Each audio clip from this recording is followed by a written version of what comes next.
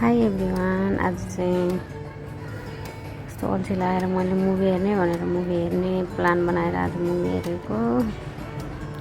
दिनभरि पट्याएर लाग्ने के अनि मकै भुटे मुभी हेरेँ। यस्तो आफ्नै सुदूरपश्चिमको परिवेशमा बनेको मुभी रहेछ। एकचोटि त लास्टै इमोसनल भएँ।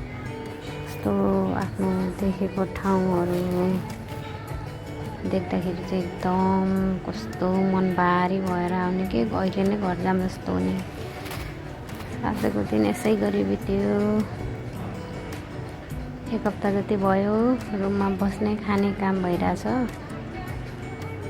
यस्तै छ।